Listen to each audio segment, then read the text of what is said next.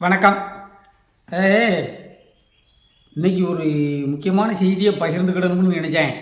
அது எப்படி அப்படின்னா, அங்கே பஜாருக்கு போயிருந்தேன். அப்போ பார்த்தா சர்ரு சர்ரு சர்ரு சர்ருன்னு இந்த பிஜேபி பாரதிய ஜனதா கட்சி கொடி கட்டிக்கிட்டு ஏகப்பட்ட கார் போகுது. என்னடா அந்த ஊரில் இவ்வளவு கார் போகுதே இந்த கொடியை கட்டிக்கிட்டு அப்படின்ட்டு, என்னதுப்பா அப்படின்ட்டு டீ குடிச்சிக்கிட்டு கேட்டுக்கிட்டு நிற்க. அவன் சொல்லுதான் விஷயத்த. இப்படி பக்கத்து ஊரில் வீரநல்லூரில் ஒரு ஃபங்க்ஷன், அதனால் கட்சி இன்றைக்கி தலைவர்கள்லாம் போகிறாங்க. பூரா உள்ளூருக்காராக தெரியுதப்பா அப்படின்னு.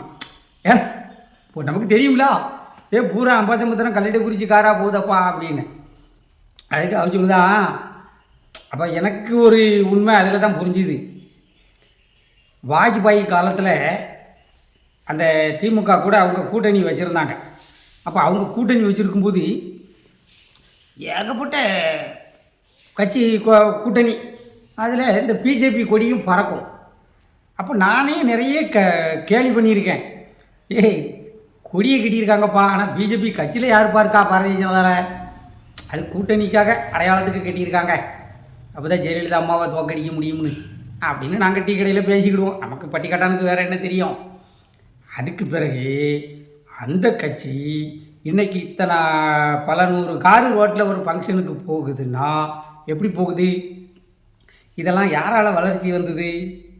எப்பா அவங்க எந்த ஒரு கட்சி பணியும் செய்யலை.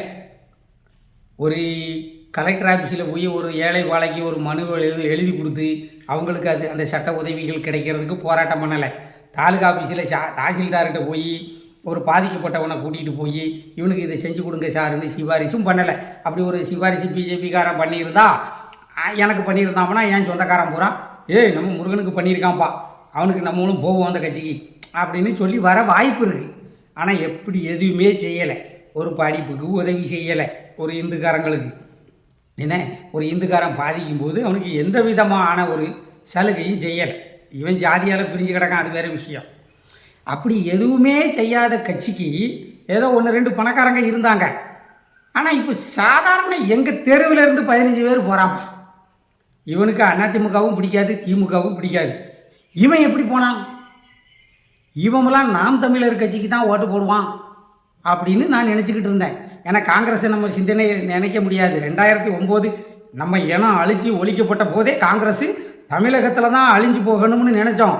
ஆனால் ஒட்டுமொத்த இந்தியா பூராமே அந்த காங்கிரஸ் கட்சி அழிஞ்சு போச்சு. அதில் ரொம்ப நமக்கு மகிழ்ச்சி. ஆனால் அந்த பிஜேபி கட்சி எப்படி வளர்ந்தது?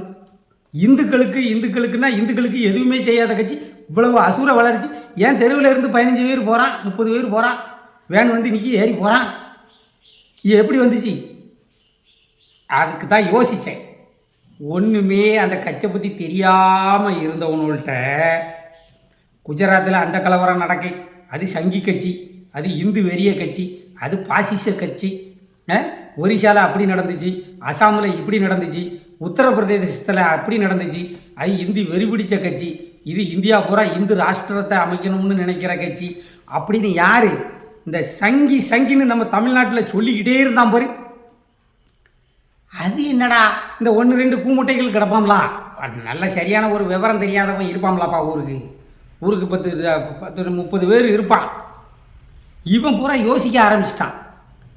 ஆகா, இந்துக்கள் கட்சியா? அப்போ முஸ்லீமுக்கு கட்சி இருக்குது, கிறிஸ்தவர்களுக்கு அந்த அமைப்புகள் இருக்குது, சபையிலேருந்து வந்துடுவாங்க, முஸ்லீமுக்கு ஜமாத்திலேருந்து வந்துடுவாங்க. அப்போ நமக்கு இது நம்ம கட்சா அப்படின்னு இந்த நம்ம கட்சாங்கிற எண்ணத்தை உருவாக்குனதே சங்கின்னு யாரெல்லாம் பிஜேபி கட்சிக்காரங்களை சங்கின்னு சொன்னாங்களோ இவங்க அத்தனை பேரும் தான் அந்த கட்சியை வளர்த்தவங்க. என்ன, தெரியாதவனுக்கு கொண்டு போய் சேர்த்தது இவங்க தான். அந்த கட்சி நாங்கள் உங்களுக்கு அதை செய்தோம், இதை செய்தோம், இந்துக்களுக்கு அப்படி செய்தோம், இப்படி செய்தோம்னு எந்த கிராமத்துலேயும் போய் எந்த பொதுமக்கள்கிட்டையும் போய் அந்த கட்சி தொண்டர்களை வளர்க்கவே இல்லை. அந்த கட்சி தானாக வளர்ந்துச்சு. இவனுக்கு சங்கி எவனை எடுத்தாலும் சங்கி. என்னையவே சங்கின்ட்டுலாம் சொல்லிக்கிட்டு கிடக்கானுவா. அப்புறம் என்ன செய்யலாம்? அதுக்காக நான் என்ன கட்சின்னு சொல்ல முடியுமா? என்னையவே சங்கிங்க. இப்படி இவனு சங்கின்னு சொல்லி தான் அந்த கட்சி வளர்ந்துட்டு. எனக்கு அது கொஞ்சம் மனசுக்கு கொஞ்சம் கஷ்டமாக தான் இருந்துச்சு. இந்த கட்சிக்கு இவ்வளவு பேர் போகிறாங்களப்பா அப்படின்ட்டு. என்ன, நமக்கு தேசிய கட்சி 2 கட்சியுமே பிஜேபியும் சரி காங்கிரஸும் சரி ரெண்டும் தமிழின விரோத கட்சிகள் தான். அதில் முருகத்தாத்தாக்கு எந்த மாற்று கருத்தும் கிடையாது. நான் ஒரு தமிழ் தேசியவாதி, என்ன, நான் பிரபாகரன் வழியில் வந்தவன். அதனால் எனக்கு இவங்க அரசியல்லாம் பிடிக்காது. ஆனால் நியாயத்தை பேசணும்ல. இவனுங்க வளர்த்து விட்டுட்டு அது அதிமுக வளர்ந்துச்சுங்காங்க, அவங்க இவங்களால் வளர்ந்துச்சுங்காங்க. பிஜேபிங்கிற கட்சி ஒரு பிரபலமாக ஆனதுக்கு காரணமே திமுக. இப்போ அதிமுகவில் அவங்க சண்டை போட்டுக்கிட்டு கிடக்காங்க. ஒட்டுப்பட்டால் உண்டு வாழ்வு, என்ன, ஊர் ரெண்டு பட்டால் கூத்தாடிக்கு கொண்டாட்டம். அரசியலில் இதெல்லாம் அப்படித்தான் வரும். இன்னும் போக போக நமக்கு இன்னும் எவ்வளவோ காத்திருக்கு, என்ன. ஏதோ மனசில் உள்ளதை மக்களுக்கு தெரியப்படுத்தணும் அப்படின்ட்டு நான் அதை சொன்னேன்.